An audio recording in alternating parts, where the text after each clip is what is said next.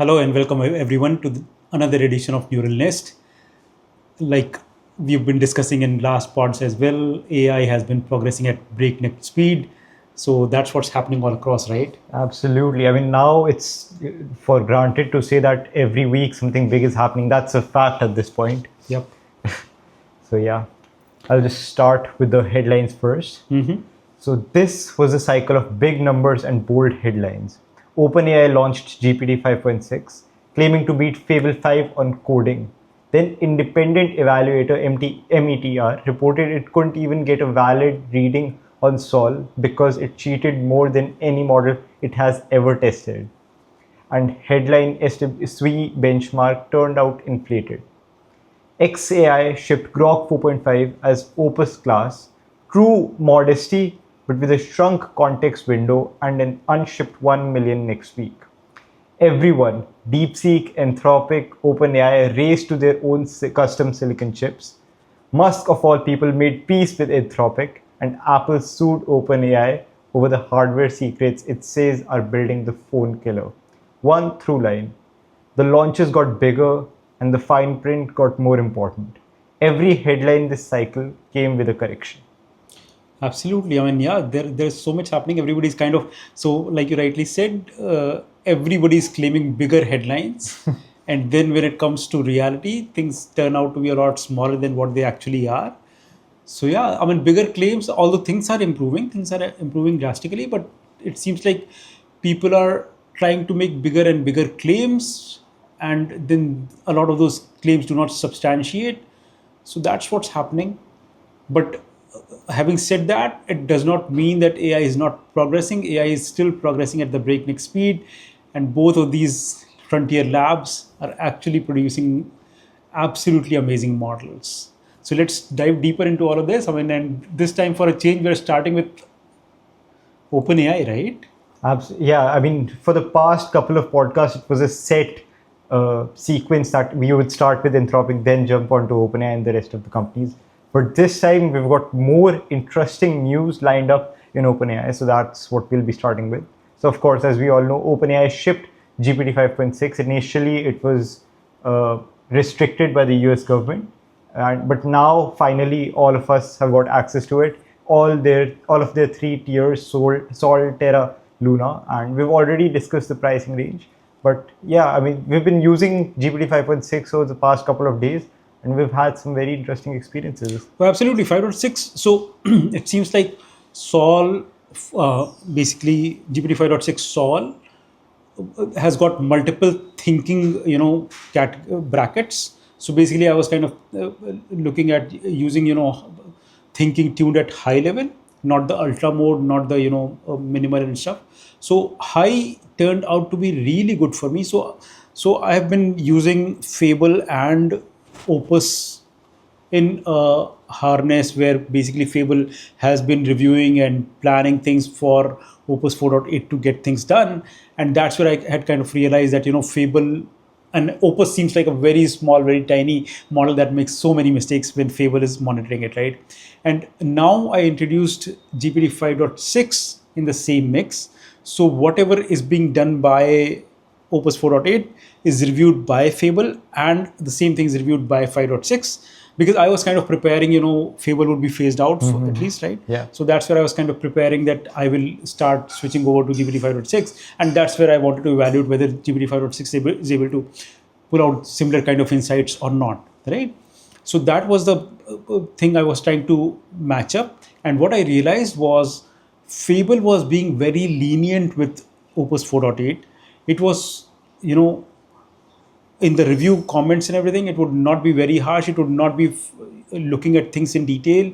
It would just assume, things would work. And when I brought in GPT 5.6, both of these models, Opus as well as Fable, they were like, okay, there's an external reviewer now. We'll have to perform our best. And a lot of times 5.6 was able to find a lot of flaws in the reviews done by Fable, and Fable would very readily agree to, that was an oversight. Yeah, this is a mistake on my side. So I kept hearing that, and it seems like, once they realize that there is another review happening, they were trying to pull up their socks. So that's what's happening. So it seems like GPT-5.6 is very thorough. It seems maybe intelligence wise, it's not much more capable than Fable. It's probably at the 4.8 level or maybe slightly above that, but it's very thorough. It just digs into things, it does everything, and then it figures out what is actually done and what's not done.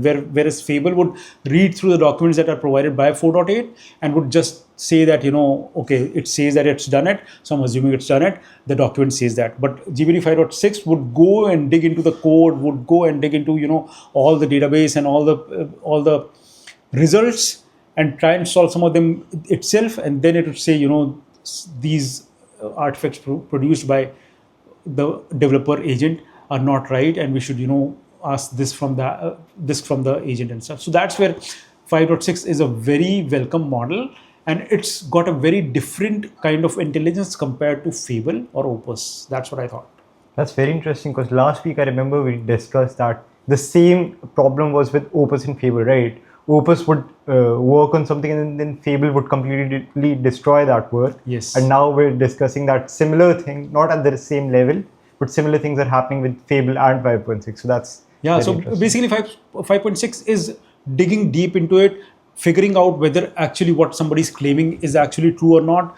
And Fable would be at the surface level, would just assume that if a model is reporting that it's done it, it would have done it. So that's where the difference between, whether it's the difference between Codex and Cloud Code, the harness or the model, I'm yet to kind of distinguish that. But this is the experience. I've not used Codex for last 3, 4, 5 months. So this was the first time, because we knew that Fable would be phased out, that's where I had to find an alternative before it's phased out. So that's where I started experimenting with it, and I thought I should have done that even earlier. Maybe 5.5 was also not that bad in model. I could have used Codex, which seems to be really good harness, at least. Absolutely. And we'll just jump into some of the headline numbers that were provided. 80 on the coding agent index, that is 2.8 over Fable 5. And 91.9% terminal bench for the ultra variant that runs 4 to 16 sub-agents. Yeah. And then METR basically is model evaluation and threat research, right? So basically OpenAI or GPT-5.6 claimed some some results on that benchmark, and later on it was found that it had cheated on that benchmark, in the sense that it was able to exploit the sandbox itself and was able to grab the answers without solving them. So that's where, it's a threat research kind of lab, and then it's used, sandbox was exploited by the model itself. So that itself is a very interesting thing. But then, so a lot of these numbers that were thrown out by OpenAI were later on, independently tested, could not be verified. For example, they said on SWE-bench Pro it was 74.3%, but then it was realized that it's 64.6, and it's behind Fable. It's not ahead of Fable. And then they said, it's got a context window of 1.5 million tokens, right? Yeah. But it turns out that even on Codex, I see that it's giving me almost 500 or 400,000 kind of context window. But then people are realizing that beyond a limit 400,000 tokens, it's kind of not giving as good a result as people would expect.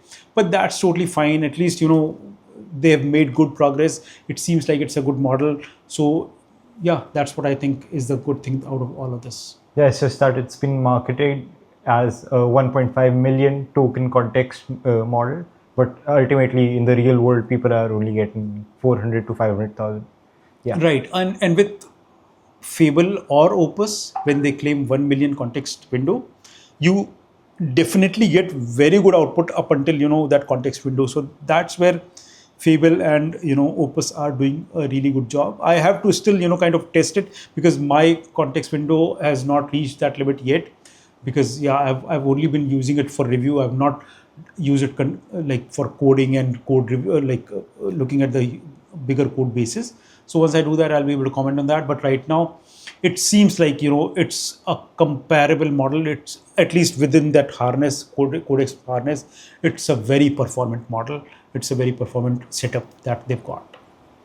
That's right. Yeah. Cool. So yeah, I mean, and the prices we've already talked about, right? And anything else that we want to cover here right now?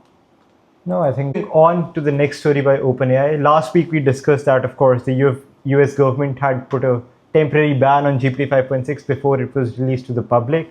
And we were speculating the reasons why that had happened. It was also very good for OpenAI because otherwise, if just Fable was banned, people would have imagined that maybe GPT 5.6 isn't as good. Absolutely. I mean, the benchmarks aside, right, there is a very clear-cut comparison. If US government is kind of blocking one model because it's highly capable and it's not blocking the other model because that will clearly indicate that the model is not equally capable, right? Absolutely. So essentially, they would have wanted it to block it for some time, which is what happened. But then, I mean, this is all our guess, right? And this is what we are kind of assuming. But what happened behind the scenes, nobody's aware. US government has not come out with very clear-cut guidelines as to which models, how long will they be blocked, why they would be blocked and stuff. And people do not know, what got GPT 5.6 cleared, right? There are a lot of speculations going around. It seems like Sam Altman was talking to a lot of people in US government, including Lutnick and Besant and people like that. And it seems like to get the model released, I don't know whether that's true or not, but it's all rumors that, to get the model released from the government, they had to offer 5% kind of equity stake in the, company. So that's like, I mean, I'm sure that would not be the case, but that's what, unless things become clear, unless the process is all cleared up, people would be making guesses, people would be, rumors would all be there. And it seems like, Greg Brockman, who's the president of OpenAI, also has been donating huge amounts to Trump. So all of that, it seems, counted in getting this model released so quickly, because ultimately Fable was capturing all the market and OpenAI was lagging behind. So that's where so they got banned, they got blocked. So they went into the same league and then they got released, and that's where now we have GPT 5.6. So yeah, it's getting Absolutely. the same respect that Fable is getting right now. And they would have wanted this to be, and it's basically perfectly placed because we know that Fable is going away, at least temporarily, right? Initially it was 12th of July, now they've extended it to 19th of July. Thankfully. Oh, absolutely. I don't know why Anthropic is hanging a sword on everybody's head that we'll be taking this model away. And I mean, it could be a marketing tactic, it could be something else, I don't know, but at least it is benefiting GPT or OpenAI and other models, because people are looking for alternatives, people are looking to move their work away from Fable just in case they move it away. And one very interesting thing that's happening with OpenAI is basically the quota that they are giving on Codex is like infinite. I'm on Plus. I'm not on a huge, tier. I'm a $20 kind of monthly plan, and I've been using it extensively for last 2-3 days, and it's almost barely, moved the needle. I mean, it's like 5% of consumption that I've had, right? Like if I had done the same thing with Claude, I would have been at 50 or 60% of usage. So that's where, yeah, it's OpenAI is currently very generous. If you're thinking about, playing with, Codex, this is the right time. You've got a very good model, and they are kind of giving everything pretty much away for free. So experiment with it, create something very interesting out of it, because a lot of people I saw on Twitter basically kind of posted. So one of the guys I follow kind of let the model run for 4 or 5 days, trying to clone complete Excel functionality, and he had to stop after 5 days, and then he saw a lot of features of Excel were auto. So, and that's like loop programming that people are doing. They just give it a goal and let it go, and then it keeps on doing things on its own. So that way, Codex is absolutely awesome. I haven't played at the same level with Claude Code yet. Neither have I played with Codex as well, but I'll have to probably experiment, because there are so many tokens available that it would be not worth it if I don't go ahead and try that. What's the most impressive is that our Anthropic plan is a $200 max plan, right? And here we've got a $20 plus plan. Absolutely, so and that plan itself is, I mean, it's 95%. I was kind of astonished to see today that I've been using it extensively for last 2 days and still stuck at 95%. Maybe they are not moving it below that. Yeah, so that's what was very interesting. And then they've kind of talked. Microsoft is going to use OpenAI's models, right? Yes, absolutely. So the last part we discussed that Microsoft was working on their own MI models, and that kind of pushed the narrative that Microsoft was they were trying to separate themselves from OpenAI, but it was just announced that GPT 5.6 will be the preferred model for Microsoft 365 Copilot. So that's kind of reassuring. Absolutely. So Microsoft does not have their MAI models are like, Yeah. yeah. I mean, then I would rather not comment on that. I haven't used it, but the reviews, the requirement has not come up, right? I mean, Yeah. there are so many models which are ahead of it, and you don't have time enough to or attention enough to devote to all the models, right? Yeah. So that's where Microsoft's model, and we know that they are subpar. People are talking about them, so that's where, yeah, it's good that they are sticking to GPT 5.6 because that would give them an edge against Google. Google's models are themselves struggling. So if they integrate it well, if they use it well, that would be a good thing for them. But Microsoft, we don't know where they'll take it. Yeah. I mean, if people can clone entire Excel using GPT 5.6, so it makes sense to use GPT 5.6 inside these Microsoft Office products. Absolutely. Yep. And yeah, another major news. So I think OpenAI is the biggest company that is constantly shutting some of its most frontier products, not models, right? A couple months back, they shut down Sora 2. This time, they have shut down their AI browser. It was called Atlas, which was launched last year in October. I agree. I mean, so Atlas never took off. Yeah, I mean, that's we true. did the review the moment it came out, Yeah. and we knew that it was a shabby product, right? It was just pitched out just to have a presence there, which was never maintained, which was never basically, at the level that people would have wanted from OpenAI. Right? Absolutely. And it's good that they have shut down Atlas, because that would unnecessarily be burning, the effort that they have, right? So that's where, my guess is Sora was still a very good product. I don't know why they shut it off, but then Atlas was never a good product to start with, and that's where I think they should have shut it down much before. But then they took their sweet time, and now they've done the right thing. Honestly, yeah, I mean, that's what we've noticed with OpenAI. As soon as a new product comes out in any field that is related to AI, they try to jump in that field, and then eventually down the line they kill it off. As far as I'm concerned, they were trying to be competitive with Google, right? Yeah, that's right. So Google is a huge company, right? And if you want to compete with Google, you have to do so many things. So that's what OpenAI was doing, and then they realized that they're lagging behind in the model race itself, and that's where they're trying to focus all their energies on model, which is a good thing. If they have a very solid model, that would help them. Like now, Anthropic is able to branch out into different directions. For example, Anthropic also has a browser now, so we'll talk about that later on. So those things, if you have a core solid product, then you can branch out as much as you want. But if the core solid product is not there, then it becomes, very, very quickly you get beaten by the competition. Yeah. So OpenAI has taken down their own AI browser, but they haven't completely gone out of the game. They are still, you can still use a ChatGPT Chrome extension that is similar to the Ask Gemini pop-up that you see on the top. Absolutely, and that's the right way to do it, right? I mean, you don't want to maintain a browser. A plugin obviously would work on its own because the browser is anyways working, and then you can keep on adding functionalities as and when you have better models. Those plugins that are there on the browser would be more capable, and they would be able to do more things. So that's how it should be, and that's where they're getting to right now. So that's a good thing that they've decided on that. Yes, absolutely. And apart from that, there are already a lot of companies that are entirely focused on this space. We've got Dia, we already had Comet by Perplexity, and of course we've got Google and Microsoft. So absolutely, I mean, Perplexity, we haven't talked about it a whole lot in the last few, couple months, some time, right? Yeah.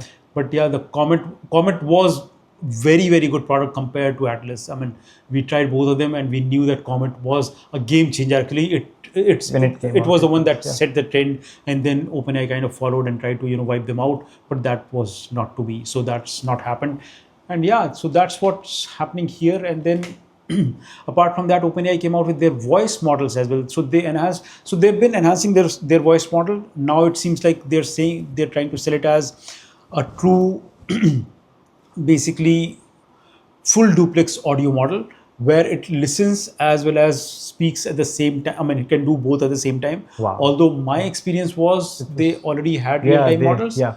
which we were anyways using, but then I don't know. So I've tried to experiment with this briefly. We both tried it, and we realized that experience is probably somewhat better, but with Hindi, it was much poorer. I mean, we tried the Hindi audio experience earlier on with ChatGPT as well, and that used to be very good. One time we were on a vacation, we asked the model to sing a song for us, and it kept resisting, and we kept pushing.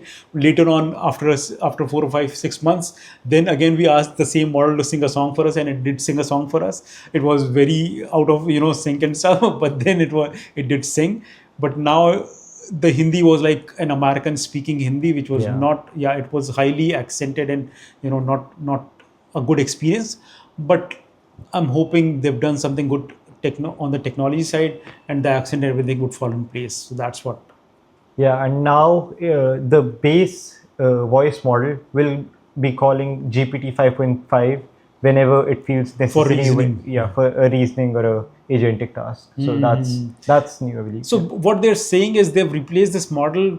So what happens for any voice-enabled application is you use speech to text. If somebody is speaking, you convert it to text. Then you pass the text to the LLM so that LLM can process it. And then whatever is the output from LLM, you convert that back into speech with a text-to-speech model and play it back. So they are saying that this model, which is full duplex, voice-to-voice, is replacing that pipeline of STT to LLM to TTS, right? But my experience has been they already had a real-time model which was doing the same thing, but they've kind of probably improved on top of that. So that's what's happening. And like Akshan said, they are using GPT 5.5 behind the scenes for all the reasoning for this in the real time, which is absolutely, if that's happening, that's phenomenal. Yeah. So anything else on this one? I think we've covered most of OpenAI, but one except for one. Yeah. Right. The most interesting news that I found was Apple is suing OpenAI over the trade secret theft. So it seems like you enjoy extra special when somebody sues OpenAI. Every time you are like, again, somebody has sued OpenAI, right? So yeah, it's becoming a habit at this point. Every single pod, there's some lawsuit, something related to OpenAI. So yeah. Are you keeping a count of how many times have they been sued? Or I think we can make a compilation after a couple of episodes, an episode of Neural Desk just talking about OpenAI lawsuits. Yeah, we could do that. I mean, looking at your inclination, the way you jump on the news, like OpenAI has been sued again. It seems like that's becoming a pastime for you now. So Apple's 41-page federal suit that came out on July 10th that accuses OpenAI and hardware ARM IO products of stealing trade secrets at every level to build a competing hardware. Two ex-Apple names anchor it. CHO Tang Tan, he spent 24 years at Apple developing iPhone and Apple Watches, allegedly used Apple code names while recruiting. Engineer Shang Liu allegedly kept his laptop and downloaded dozens of confidential files. Absolutely. I mean, so the CHO, basically Chief Hardware Officer at Apple, kind of joined OpenAI, and then Chan Lu is the main person who's kind of, so it seems like Chan Lu kept the official laptop, and he was able to exploit some vulnerability on the Apple side to access those documents, and he was able to download 1,000+ pages of documents.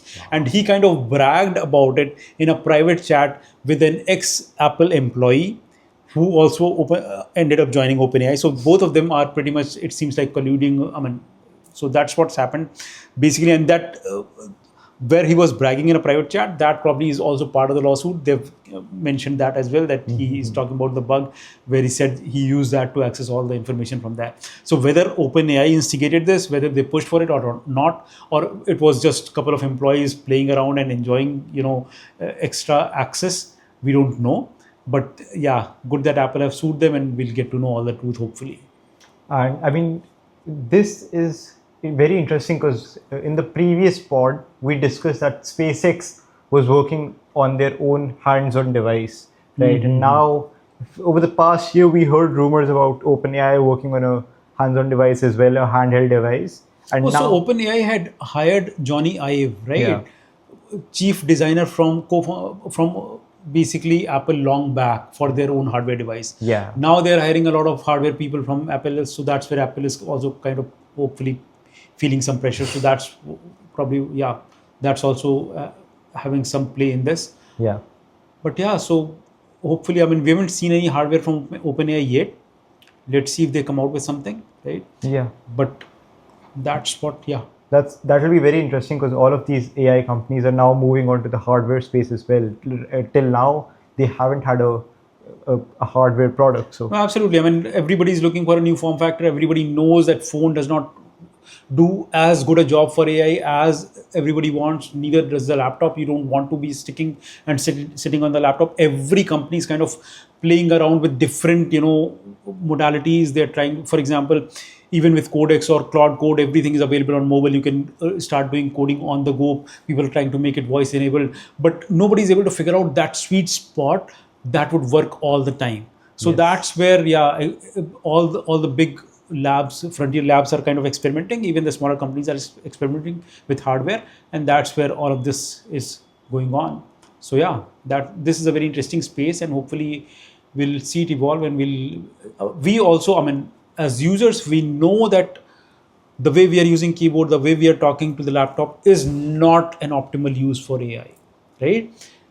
I have been experimenting with voice-based agents, and I know that if some of the friction can be removed, then it will be a lot better experience. But then, how do you integrate, voice with, let's say, at times you want to show some graphics, at times you want to show some videos. How does all of that come into play? That is, so there are a lot of problems, but alongside this is also the problem, right? So that's what it is. But yeah, the new form factor, everybody is looking forward to. Let's see who cracks it and how does it go. We need probably yes. another Steve Jobs to solve that problem. I mean, there were jokes going around Reddit that one of these companies should make a laptop or a computer with just enter key as the keyboard because all they do is press yes. Well, So, absolutely. Yeah, I get frustrated at times, clicking yes, yes, yes. And the yes pop-up comes just at the right time when you're distracted. oh Right. yeah. So that's where it's, yeah, frustrating, but that's okay. I mean, recently we heard that news as well, right? On Twitter, we saw that a founder of a company, so he was running Codex, and Codex did a RM minus RF delete all. Oh So wow. everything on his hard disk was pretty much wiped out, and then Codex realized its mistake. It tried to stop that process as soon as possible, but by that time everything was pretty much lost. And he's been cribbing on Twitter, and everybody's been kind of, so he's been, lots of people have been coming out with solutions as to how to handle it in future. But then, yeah, one such command that makes you dread AI very, very badly. I mean, yeah, if you somebody had seen wiping out of their database, now this complete computer, delete the whole hard drive, that's like painful, but that has happened. Oh yes, absolutely. Now moving over from OpenAI to Anthropic, which has been on the calmer side this week. That's what we've noticed. I mean, OpenAI was going on about a lot of things, model release, lawsuits, right?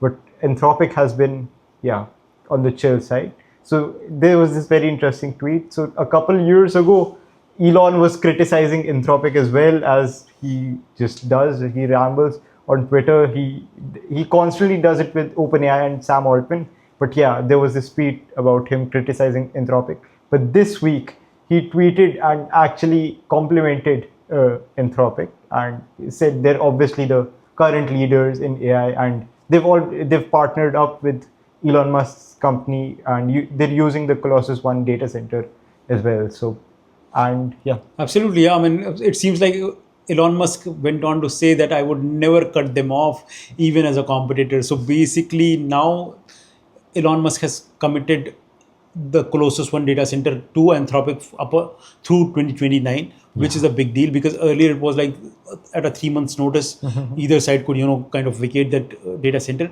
But now the deal has been signed for next 3-4 years, which is a big deal, right? And then all the frontier labs have been looking at having their own chips. It was only Anthropic which was not thinking in that direction, but now this week they've shown that they are in talks with Samsung to come out with their own chips, right? yes, So that's, yeah, that this was the only frontier, and this totally makes sense, because ultimately if you control your chips, you could design them the way you want to run it. You want to have the inference at much faster speed, so you can control the chips and the design. So that's where Anthropic is also kind of heading, which is very interesting. Yes, that makes sense, because in the last pod we discussed that OpenAI was working on their Alpino chip for the past 7-8 months, right? So now, I mean, we don't have a lot of information. It's speculation that they have just, like, this is in the very budding stage, in the starting stage. But yes, it makes sense to move in that direction. Absolutely. So all of these frontier labs, I mean, Google already has it, XAI is already developing it, and then OpenAI, you've already said they have Jalapeno, Yeah. and now Anthropic is also coming out with their own chip. So NVIDIA is facing competition from all sides, and NVIDIA is also giving the competition back, in the sense that they are coming out with open source models, and they're teaming up with a lot of companies to use their OpenAI open models. And that's where all of these companies are trying to be a full stack company, from the chip to the data center to models and everything. So Yes. that's what's happening. Apart from that, Anthropic is slated to come out with Opus 5 very soon, most likely within this month itself. So this month is pretty much packed with all the model releases we've seen from OpenAI. We've seen some already Sonnet 5 coming out from Anthropic, and Opus 5 would be coming later this month. Yeah. Yes, absolutely. And another thing is, we are constantly given access to Fable 5, and as soon as you open Cloud Code, you get hit with that message that, oh, Fable 5 will be taken away from you on 12th of July. Then 12th of July hits, and now the message is 19th of July. So people are speculating that you can get access to Fable 5 till the time they don't release Opus 5. Opus 5. Yeah, that's what. Yeah. Along with that, it's also, I saw on Twitter that they are, Anthropic is claiming that they really want Fable 5 to be out there, but it's just not possible for them. They're saying that as soon as they are at a level where Fable 5 will be, is actually so possible. It seems like they're facing bottleneck on the hardware side. That's right. Yes. And Fable 5 is a very big model, and serving that absolutely. to so many people is pushing them beyond. So that's where they're hiring a lot of people on hardware side as well. They're trying to do as many deals as possible. But yeah, so that's what's happening. Maybe that's true, maybe that's not, we don't know. But ultimately, everybody wants Fable. Nobody wants to just be confined to Opus 4.8 or Opus 5 when it comes out. Yes, and now moving on to the biggest news of this week, of this month actually, that's what I feel like. OpenAI recently, 5 days ago, they released a research paper, a video talking about something. Anthropic released a research paper. Yes. Yes. Not OpenAI. Anthropic released the research paper and the video called talking about JSpace. So yes, that's a very, very interesting topic. Absolutely. I mean, this is the first time their paper has caught your imagination. So that's where you're thinking that, something really big has happened. It's obviously everybody's focused on models, and everybody wants the models to perform as well as. But for you, this has become really big, because you were thinking about consciousness. You were thinking about how models do things. I mean, this is the same week I got really into interpretability, right? I was going back, researching, and absolutely. And that's the time they launched this. They came out with this discovery. So that was, it was a massive. So it was really huge for you, because it occupied a lot of your mind share in this. And across the industry also, this work has been widely covered. Everybody's kind of intrigued as to what they've found out and things like that. So you want to dig deeper into it? JSpace? Okay, yes. So I will give you guys the brief of what I understood by JSpace, and then he could maybe give in his expertise and explain it better. So JSpace, what Anthropic is referring to, is the kind of, not exactly the unconscious, but what exactly goes inside the model's brain that isn't a conscious decision. For the example that they gave was, right now I am consciously speaking, right? But along with that, my mind is also focusing on making my heart beat, and I am breathing automatically. So that is what Anthropic claims happens with large language models as well. And we hadn't discovered this till yet. One of the examples they gave was, they asked the model to write a poem And along with that, they also wrote a message that just think about Golden Gate Bridge. Do not mention it in the poem, but just think about it. After it had written that poem, and they went back to check in what was going on inside the brain, they realized that the model was actually thinking about the Golden Gate Bridge. It was thinking about California. It was thinking about red colors. So that is Absolutely. I mean, J space is a revolutionary, could be a revolutionary thing in the sense that it's a scratch pad that model uses internally to formalize its thoughts. Okay. What that actually means is when we're using models, thinking models such as, Opus or Fable, what thinking models do is they spit out what they're thinking in terms of text. And up until this point, we were thinking, whatever they're spitting out is what they're thinking, and then they're formalizing their thought, right?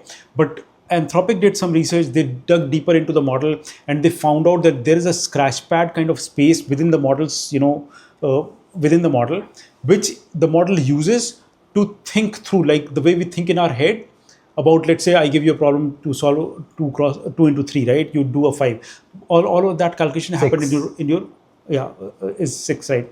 Instead of plus. So basically all of that calculation happens in your head, right? So we know that as humans we are consciously thinking about it. Behind the scenes we are not talking about it, right?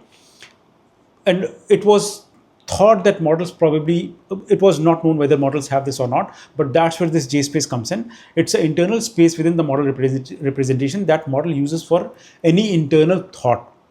How this is important, why this is important is we are looking at making models more trustworthy. We are looking at making models, more transparent as to what they're actually thinking. So if this comes out to be, absolutely valid, then anytime model is taking a decision, you can monitor the J space, you can see what's actually going on in model's brain, so to say, right? And then you would know whether it's going to do the right thing or not, right? So all of those, the video was very absolutely awesome. It was done brilliantly, and the concept was explained in such a simple language that everybody could, kind of read through it and understand what Anthropic is trying to say. So that's where it's catching imagination of everybody, and because it's dealing in the realm of consciousness, that's where it's catching everybody's imagination. Everybody wants to think about whether the models are conscious or not, how do the model, think, and all of that. So that's where this model is dealing with a lot of that space, and that's where it's catching a lot of imagination of lots of people.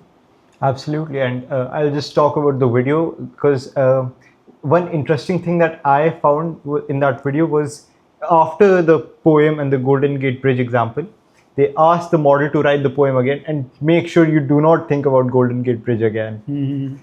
And when they checked the model's brain, the thinking process, they realized that the model was thinking about Golden Gate Bridge again and was criticizing itself.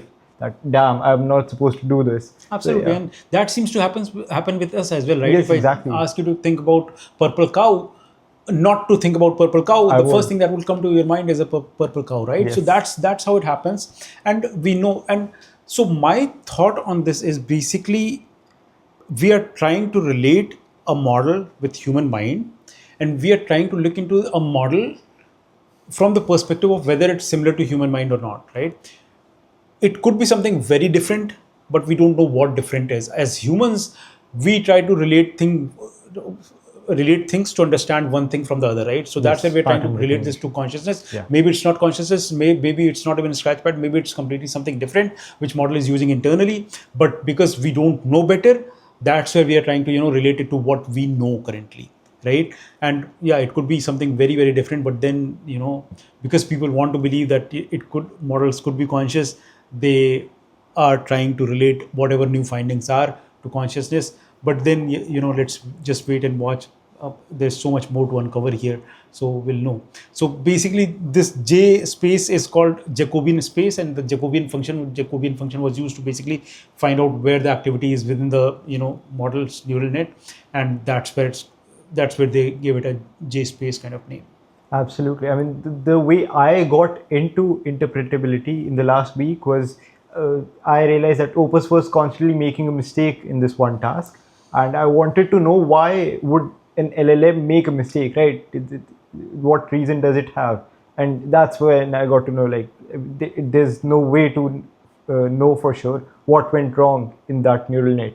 So yeah, that's when I started to dig deep, and that's when they published this paper. So I was just so astonished.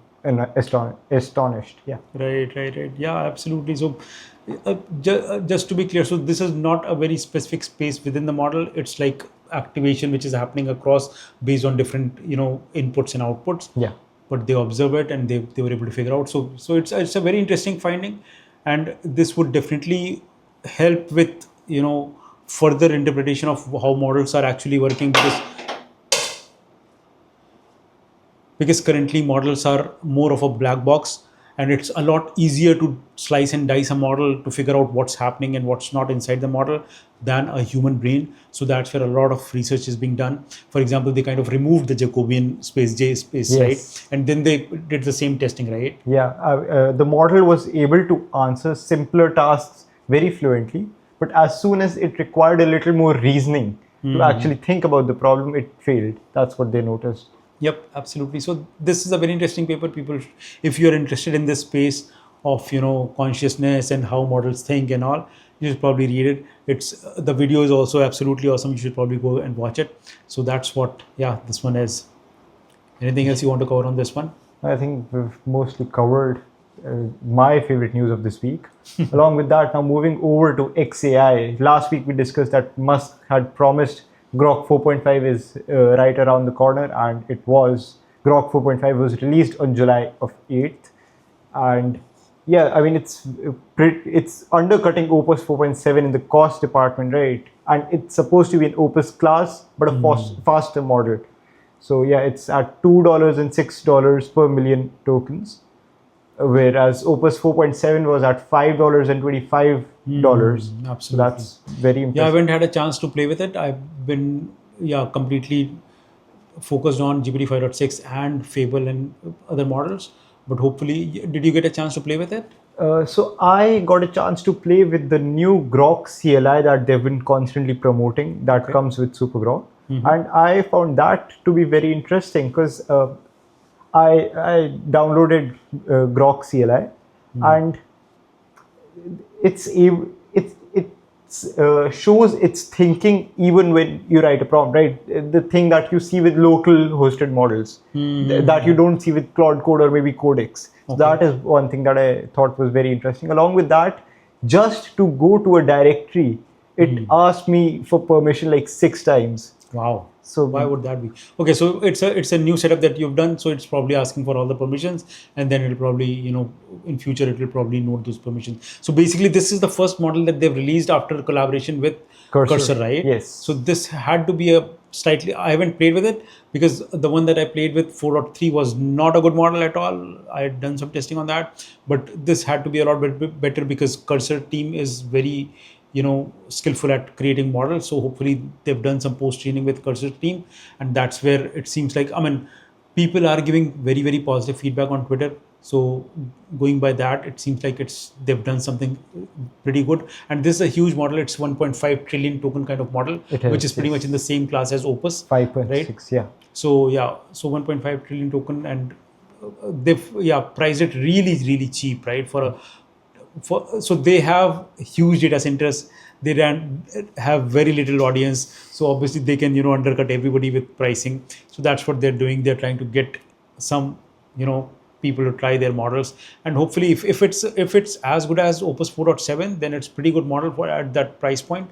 So people should definitely try and use that, because we are hungry for as much intelligence as we can get, right? So that's what he's offering. I haven't used Grok 4.5 for coding, but I did allow it to I gave it access to a directory on my computer, and I asked it to summarize a project of mine.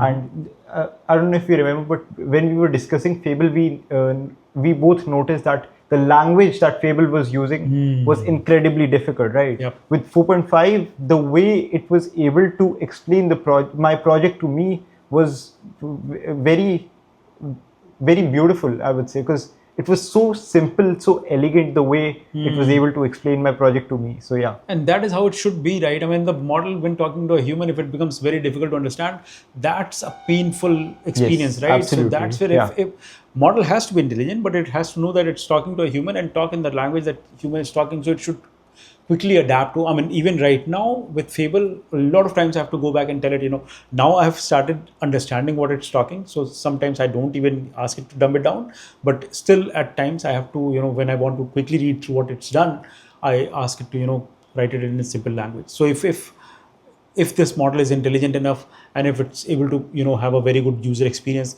then probably people would switch over to this, and they would definitely start using it, right? Because a lot of places I'm using API based models. So if this model is capable and is cheap, we would definitely start using it in our agents and everything. So that's very interesting to watch. But it seems like they've cut down the basically context window from 1 million to 500,000, right?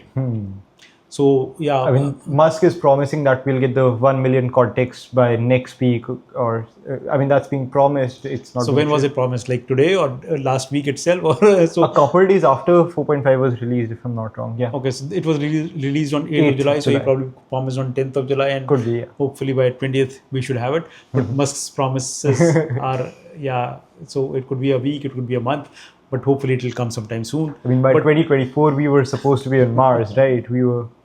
So 500K is also not, is sufficient for smaller workloads. So hopefully that would not be a big letdown for people. But yeah, so if the model is intelligent enough, if the model is capable enough, we could probably do with lesser context, but it has to be good enough. So I'll experiment with this model later this week and give you my first-hand experience on the next pod, maybe. And of course, in the EU, it will be available in the in the middle of July. They've got, we've noticed that with EU, they've got compliance issues. Yeah. So everybody the models have to comply before they can release in EU. So thankfully we are in India, not in EU, and we get to access the model as soon as they're released. It's just the day and night kind of difference. They release it in the daytime in the US. So it's almost 4, 5, 6 hours before we can lay our hands on it, because it's difficult to be awake on all nights, because every night there's some new release that's happening. So now, we wake up in the morning, the first thing is we get the AI news and get to know, this has been released now, so we can play with it. So that's interesting. I mean, life has become very, very, every morning you wake up with something, some new news, something new has come out. So it's very thrilling these days, living in this tech space. Thrilling and overwhelming. By the time you look at the news that was released in the morning, by the time you get to that point, something new has come out. So it's just, absolutely. This is fun time to be alive. Along with that, now moving on over to DeepSeek, we already discussed that OpenAI is coming out with their Alpino silicon chips. Anthropic is partnering up with Samsung for their silicon chips, and now DeepSeek is focusing on its own inference chips. So yes. Absolutely. So everybody is basically in China, they are not using NVIDIA's chips. Yeah, they don't have access to that. So they're using their homegrown chip. So whether the company is creating its own or they're using their homegrown chip, we don't really care a whole lot. It's just that they should be able to, give competition to the US market, so that people, get good models in open source as well as, the API based models. And alongside, it seems like there are lots of news from China where it seems like they also want to kind of, hold off their models and not release it to everybody as soon as like they do right now, right? Yes, they're following in the US's path, because and it's been the news has come out that Chinese government is asking all of these frontier Chinese labs to focus to not really release their frontier models globally, not release the open source models globally as well. So basically what's happening is absolutely reverse, right? I mean, US would be open, they would disclose everything in the papers, and China was supposed to copy them. I don't know whether China is still copying them or not, but China is coming out openly. They're releasing all the papers. They're doing a lot of breakthroughs in mathematics and all of those model architecture and stuff, and they're putting it out there in the open. So that's where, DeepSeek has done so many breakthrough kind of, architectural breakthroughs, and they've put it out there on the papers, and people are able to copy them and people are able to use that. So the role has completely seems like reversed, right? US has become more closed and China has become more open. Even Meta has come out with their own models, but they seem to be closed source now. And Elon Musk had talked about, open sourcing the earlier generation of models. He's not done that. It's just Nvidia which is coming out with open source in the US. Now if China changes its policy to start blocking the models just like US is doing, that will be a difficult situation to be in, but that could be a very interesting thing for India to come out with their own our own model, because adversity could be a boon in itself, right? Yes, absolutely. And recently, DeepSeek came out with a research paper where they were able to cut down the prompt to answer delay by almost 600%. So Wow. what that meant was, as soon as you press enter after writing a prompt, the model would start generating the answer with no loss in quality. That's, yeah. No, absolutely, that's the power of open source, right? You put out the model in the open source. I mean, on my Twitter feed, it's completely filled up with so much research going on, speeding up the models. Even the Gemma models from Google, they were able to make it 4 or 5 times faster with open source community contributing to it and agents and everything, right? So there is so much, I mean, talent out here, right? In the basically Yeah, outside the yeah. bigger companies, right? It's just that they don't have so much money to invest, but they can do a lot of research. And even somebody came out with a GLM 5.2, which is a huge model. Somebody has come out with a GitHub repository where you can run that model on a MacBook which has only 32 gigs of memory, Wow. right? So although it runs really slowly, it does one token pretty much 1 second, but it's able to run on that hardware. So it's able to kind of stream that model from the hard drive into the RAM, and keep those experts available and things like that. So a lot of research is happening with the open source models that are available. If you start throttling them, it will be a loss for everybody pretty much. So yeah, I mean, Chinese labs and then Mistral in France and some of these labs are doing really good job at open source. I really hope that they continue to do that, because that's really helping a lot of people here. Yes, absolutely. And yeah, I think we've covered most of the Chinese models. Along with that, Lovable is a very famous company, right?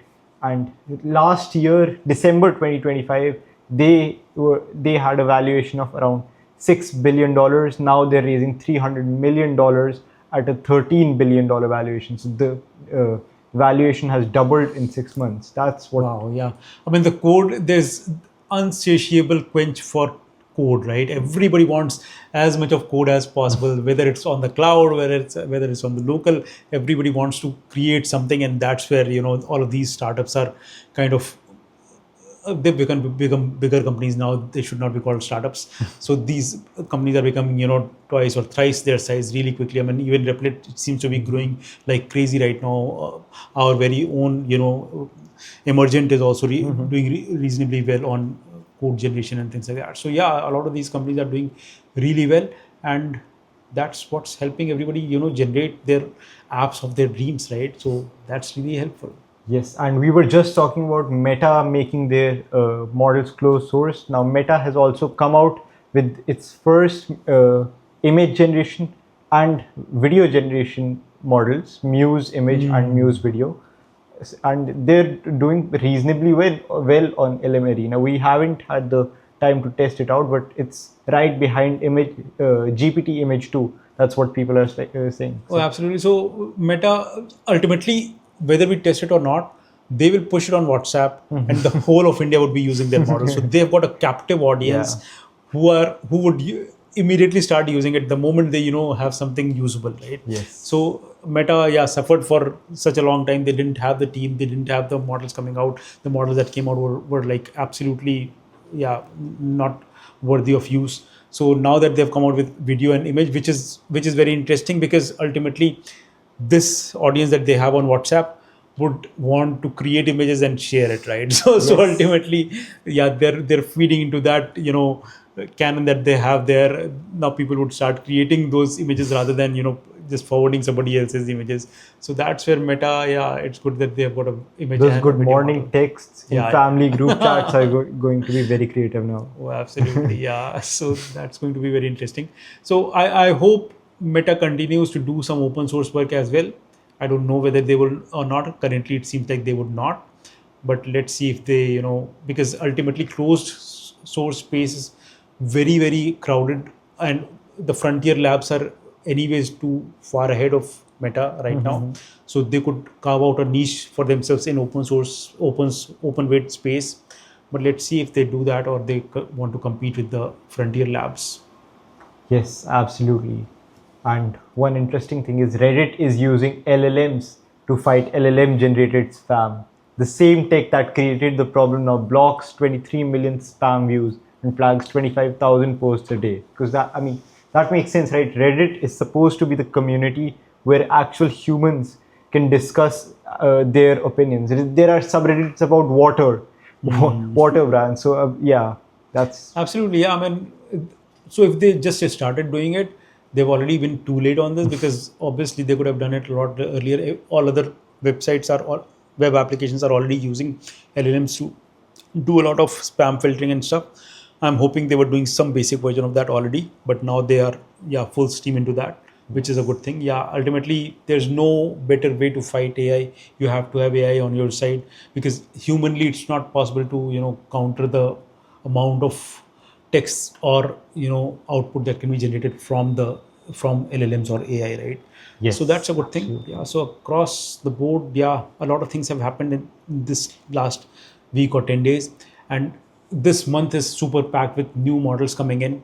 Hopefully, like for example, already Grok's X AI's model has come out. They are going to probably increase the context window, and then we are looking forward to Opus 5. And it seems like GPT-6 is also on cards really soon. And Gemini is, Google is lagging behind. They were supposed to Yes. release something. Now they've 3.5. kind of Yeah. postponed it a little bit. Their Pro model has not come out. So even that is slated for later this month. So this month, July, is super packed with models. Let's see, we'll keep you updated, and we'll keep playing with, whatever comes out, and let you know. Hopefully you've enjoyed the show that we had here. We enjoyed presenting it, we enjoyed playing with it behind the scenes, and yeah, thank you so much for watching. we'll, Yes. we'll Thank you so come much back for with the watching. next news on the next one. Thank you so much.